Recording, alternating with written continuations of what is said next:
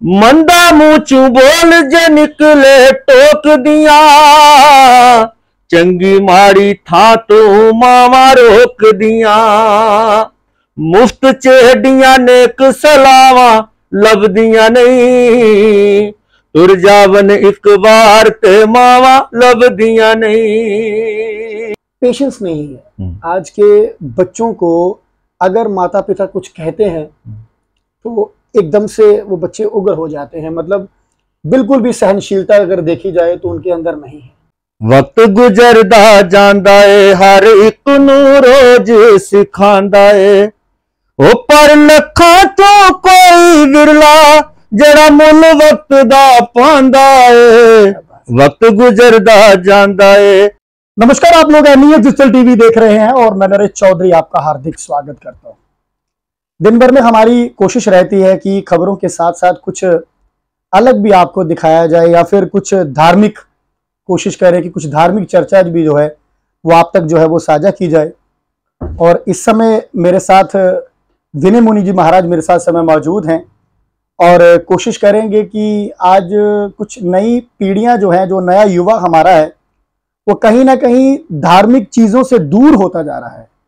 तो कोशिश है कि आज कुछ महाराज जी से कुछ ऐसा ज्ञान लिया जाए कुछ कि उन लोगों को, उन युवाओं को किस तरह से जो है वो सनातन के प्रति जो है वो जागरूक रखना है और उसमें उनके परिवार का जो है वो क्या अहम रोल रहता है, उस सब पर चर्चा करने के लिए मेरे साथ इस समय विनय मुनि महाराज जी हैं। महाराज जी, सबसे पहले आपको प्रणाम है और बहुत बहुत स्वागत है आप हमारे चैनल। जय भारत। महाराज जी, एक चीज देखी जा रही है कि आज के दौर में जिस तरह से डिजिटल टाइम में स्पीड जो है वो बहुत ज्यादा हो गई, समय नहीं है किसी के पास। आज अगर किसी बच्चे को भी अगर 2 मिनट के लिए कोई बात करने के लिए बोले तो वो बोलते समय नहीं है। ठीक महाराज जी, पर इस समय के साथ साथ कहीं ना कहीं हम अपने सनातन से दूर होते हुए जा रहे हैं और आज जो हमारा युवा है वो भक्ति की ओर जो अगर देखा जाए तो बड़ा कम है। महाराज जी, क्या ऐसा करना चाहिए परिवार को कि उनके बच्चे जो हैं वो उस तरफ जाए? सबसे पहले तो मैं एनईसी डिजिटल टीवी का बहुत बहुत धन्यवाद करता हूं, आपको साधुवाद देता हूं। और आज आपने बड़ा सुंदर प्रश्न किया है कि आज की युवा पीढ़ी, उनके पास समय नहीं है, जहाँ वो समय के अनुसार क्या करना चाहिए वो कर नहीं पाते हैं।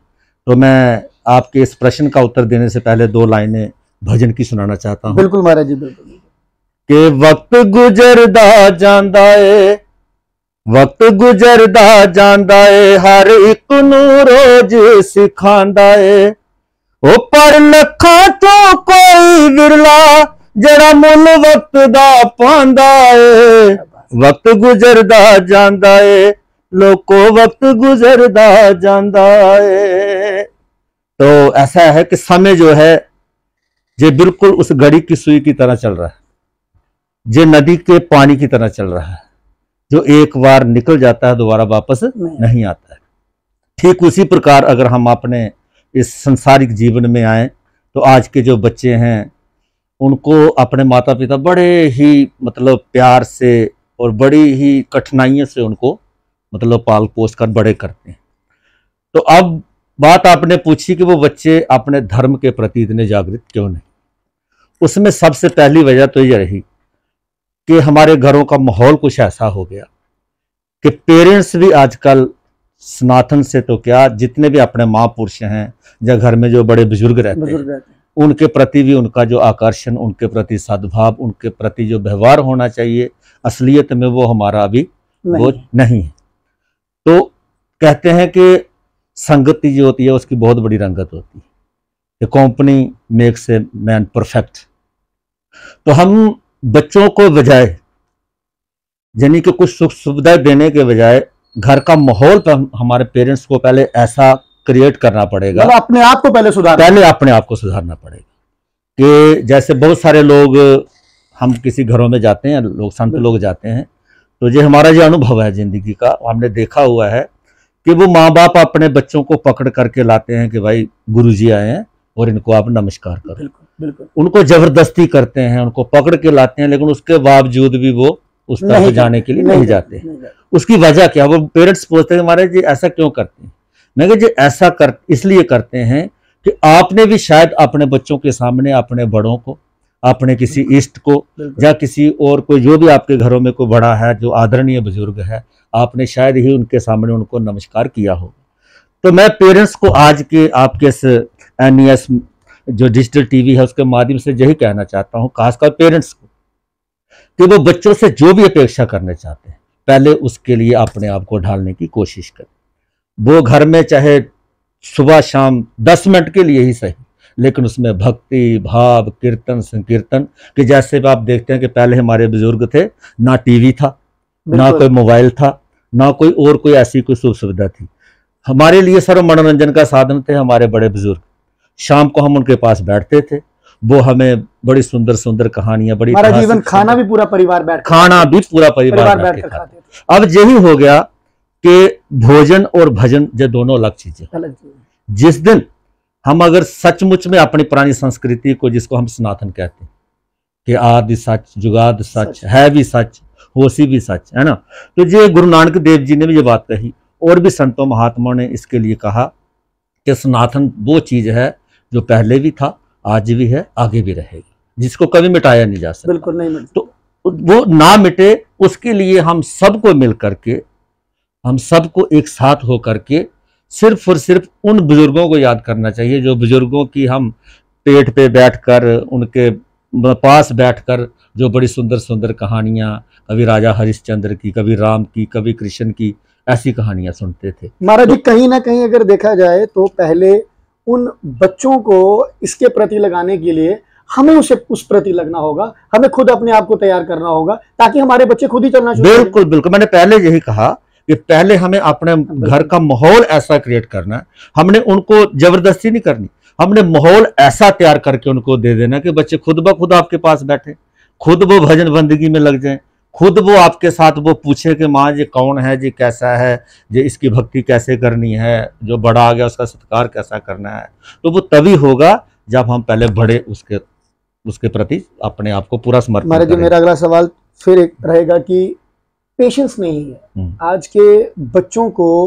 अगर माता पिता कुछ कहते हैं तो एकदम से वो बच्चे उग्र हो जाते हैं, मतलब बिल्कुल भी सहनशीलता अगर देखी जाए तो उनके अंदर नहीं है। बिल्कुल। उन बच्चों को ऐसा क्या करना चाहिए, या फिर कोई ऐसा प्रभु सिमरन करना चाहिए जिससे उनका पेशेंस जो बन पाए? बहुत सुंदर। पेशेंस जो है वो तो एक तो पहले हमारा जो खान पीन है वो ठीक नहीं, खाना पीना हमारा बिल्कुल भी ठीक नहीं। हमारे खाने पीने का नाम ही है फास्ट फूड, और जिस प्रकार का हम खाना खाते हैं, कहते हैं जैसा खाओ अन्न वैसा वैसा मन। एक तो ये बात रही, क्योंकि हमारी किसी ना किसी मतलब के वजह से हमारी जो माताएं हैं, हमारी बहनें हैं, वो भी घर में कोई अच्छी चीज बनाने का थोड़ा आलस करती हैं।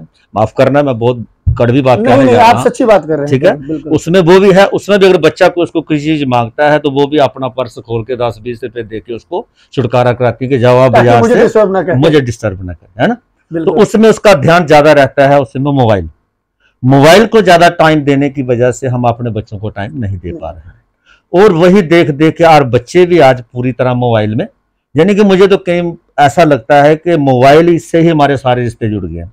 हमारा चाचा, हमारा चाची, हमारी ताया, हमारा ताई, हमारी माँ, हमारी बहन, हमारे पिता, लगता है कि कोई भी घर से चाहे कोई परेशान हो, लेकिन हमें तो अपने मोबाइल से। लेकिन उसके साथ साथ पेशेंस इसलिए नहीं है कि हर हाथ में मोबाइल तो है, लेकिन चेहरों पे स्माइल बिल्कुल खत्म हो। उसकी वजह यह है कि मोबाइल में सिर्फ और सिर्फ टेंशन है। ऐसा नहीं कि मोबाइल बिल्कुल मतलब कि अच्छी चीज नहीं है। आप किसी भी चीज के ले लो, आप खाना ले लो और कोई चीज ले लो, हर चीज के दो पहलू होते हैं, एक नेगेटिव एक पॉजिटिव है। तो हम अगर उसमें अच्छी चीजें भी बहुत सारी हैं, उसमें रामायण पाठ है, उसमें महावीर की वाणी है, उसमें बुद्ध की हिस्ट्री है, उसमें हमारे महापुरुषों का सब कुछ है। तो बच्चे अगर उस तरफ जाएंगे तो पेशेंस भी आएंगे, और उससे ज्यादा, यानी कि जैसे आपने कल देखा कि योग दिवस मनाया गया, तो जी एक दिन योगा करने से हमारा काम नहीं बनने वाला है। एक दिन योगा करने से हमारे में शांति पेशेंस नहीं आने वाली है। उसे रेगुलर करना, इसको रेगुलर करना लगेगा और हमारे हर घर में लाना होगा इस चीज। किसी पूजा पाठ से चाहे हम वंचित रह जाएं किसी कारणवश, लेकिन ये जो योग होगा, जब इसको योग करेंगे, योग के साथ हमारा मेडिटेशन भी होगी, और जब मेडिटेशन होगी तो व्हाट नेचुरल हमारे में पेशेंस आसपास आना शुरू हो जाएगी। तो उसके लिए मैं बच्चों को भी यही कहना महाराज जी, चाहूँगा। एक भजन मैं सुनना चाहता हूँ। आप माँ के प्रति कहने कहते हैं, कभी हमें सुनने का मौका मिलता है जब आप सम्मेलन में होते हैं, ठीक है, तो मैं चाहता हूँ मेरे व्यूअर्स को भी वो 2 लाइनें जो है वो सुनाई बिल्कुल मैं सुनाऊंगा। लेकिन उससे पहले मैं ये कहूँगा कि मैं उन बच्चों से, जो बच्चे आज बहुत जल्दी एक फैसला कर लेते हैं कि हम, कोई भी माँ बाप कोई उनको गुस्से से कोई बात कहते हैं, क्योंकि वो अपना हक खो बैठे, वो अपने आप को बोलते हैं पेरेंट्स हैं के, लेकिन बच्चे इस चीज़ को मानने के लिए तैयार नहीं है। नहीं। तो उसकी वजह मैं उन बच्चों से भी ये कहना चाहता हूँ कि यानी कि जिस माँ ने आपको 9 महीने पेट में रखा, फिर अपने पैरों की फ्लश बना करके उसके ऊपर मल मूत्र करना सिखाया, आपको खाना नहीं आता था, खाना तेरी माँ ने सिखाया, तुझे बोलना भी नहीं आता था, वो भी पेरेंट्स ने सिखाया, और उसके बाद तुझे चलना नहीं आता था, बाप खुद झुकता तुझे उठाने के लिए उसने कोशिश की, क्योंकि जब किसी को चलना सिखाना होता है बच्चे को तो खुद झुकना पड़ता है। तो उसने वो झुका और तेरे को पैरों पे खड़े किया। और वही माँ बाप जब हमें बड़े होते हैं, यानी कि जब बच्चे छोटे होते हैं, तो मैंने देखा घरों में कि हमारे खुद की ये बात है कि 2-4 भाई होते हैं, तो वो इस बात के लिए लड़ते हैं कि माँ मेरी है, लेकिन वही बेटे जब बड़े हो जाते हैं तो फिर इस बात की लड़ाई होती है कि माँ तेरी है। तो मैं उन बच्चों को मैं ज़्यादा ना कहता हुआ जरूर ये मैसेज भजन के थ्रू देना चाहता हूँ कि हर चीज़ ज़िंदगी में दोबारा मिलती है, लेकिन माँ बाप ज़िंदगी में सिर्फ एक बार मिलते हैं। तो इसलिए अगर मिले हैं, जिनके हैं वो उनका आदर करना शुरू कर दें, और जिनके दुनिया में नहीं हैं उनके पास बैठें, उनको पूछें कि माँ बाप जब नहीं होते तो ज़िंदगी में वो कैसा अनुभव होता है, कितना दुख होता है। तो किसी बड़े सुंदर एक शायर ने बड़ा सुंदर लिखा है माँ के लिए कि एडियां गूड़ियां शावां जग ते लभदियां नहीं, एडियां गूड़ियां शावां जग ते लभदियां नहीं, तुर जावन एक बार ते मावा लभदियां नहीं, तुर जावन एक बार ते मावा लभदियां नहीं। मंदा मुंह चू बोल जे निकले टोक दिया, चंगी माड़ी था तो मावा रोक दिया, मुफ्त चेडियां नेक सलावा लभदियां नहीं, तुर जावन एक बार ते मावा लभदियां नहीं। पुत्र बेशक लख जहां ते मंदे ने, पर मावा आखन सारे जग तो चंगे ने, पर मावा आखन सारे जग तो चंगे ने, जग ते एडियां नेक बफावा लभदियां नहीं, तुर जावन एक बार ते मावा लभदियां नहीं, तुर जावन एक बार ते मावा लभदियां नहीं। तो लास्ट में ये कहूंगा कि मां दे वर्गा किन्ने दुख बढ़ाना है, एवें बुआ खड़के आ किन्ने आना है, एवें रौली पाना कावा, एवें रौली पाना कावा लभदियां नहीं, तुर जावन एक बार ते मावा लभदियां नहीं, तुर जावन एक बार ते मावा लभदियां नहीं। क्या बात है महाराज जी, सवाल ही नहीं है मेरे पास अगला। महाराज जी कुछ एक और भी मैं बात करूंगा, युवाओं की अगर बात करें, कुछ युवा बड़ा प्रेम भी अपने माता पिता से करते हैं, उस प्रभु से भी बड़ा प्रेम करते हैं। मैं ये नहीं कहूंगा कि सारे ही युवा जो हैं आज उस जगह जो है वो नहीं चल रहे हैं, बड़े अच्छे भी हैं, पर महाराज जी कुछ युवा इतनी बात कहते हैं कि अगर हम ध्यान भी करना चाहें, अगर हम प्रभु सिमरन भी करना चाहें, और जब हम प्रभु सिमरन के लिए बैठते हैं तो हमारा मन जो है वो गलत जगह चला जाता है, हमारा मन जो है वो भटक जाता है। तो हमें फिर बैठने का फायदा ही क्या है? अगर हम बैठे हैं तो हमारा मन ही चंचल है, हमारा मन ही कहीं और चला जाएगा, तो फिर प्रभु के आगे उस बैठने का हमें क्या फायदा? तो उससे मन को बिठाने के लिए हमारे युवाओं को क्या करना चाहिए? मैं आप यही कहूंगा कि मन से भजन जो है वो आपका शुरू में नहीं हो। कोई भी जितने भी संत महात्मा हैं वो सारे ही शुरू में मन से भजन किसी का भी नहीं लगता है, क्योंकि ये 3 चीजें इसमें आती है, मन, वचन और काया।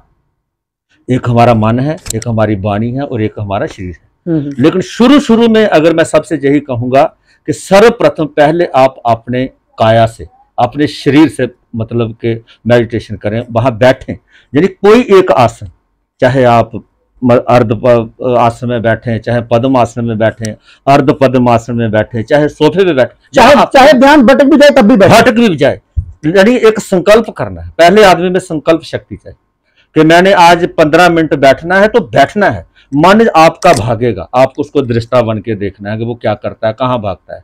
जिस दिन आपका शरीर आपके कंट्रोल में आ गया कि मैं 15 मिनट बैठ सकता हूँ, उसको बढ़ाते जाइए। कम से कम आधा घंटा 48 मिनट तक तो ये जरूरी मानते हैं, वहां तक ले जाइए। जब आपका शरीर इतना समय आपका साथ दे जाएगा, तो ये अभ्यास है, ये कोई यंत्र मंत्र नहीं, तो मन भटकना बंद हो जाए। तो मन भटकना अपने आप कहते तो आडे कहते ना कि अगर किला बढ़िया हो तो फिर बिल्कुल बिल्कुल बिल्कुल भैंस कहाँ जाएगी।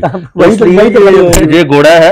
तो जब हमारा शरीर से हम पहले भजन करने की कोशिश करें, इसको साधें, उसके बाद मन भी अपने आप कंट्रोल आएगा, और फिर वाणी भी आपकी कंट्रोल में आएगी। जिधर मन वचन और काया, ये तीनों आपके कंट्रोल में आ जाएगी, फिर ध्यान की अवस्था शुरू होती है, उससे पहले नहीं हो सकती। महाराज जी बहुत बहुत शुक्रिया हमें समय देने के लिए। ठीक है, आपका बहुत बहुत ये धन्यवाद। तो हमारे साथ विनय मुनि महाराज जी, और हमारी कोशिश रहती है कि कुछ खबरों से अलग जो है हमारे युवाओं तक, हमारे व्यूअर्स तक जो है पहुंचाया जाए।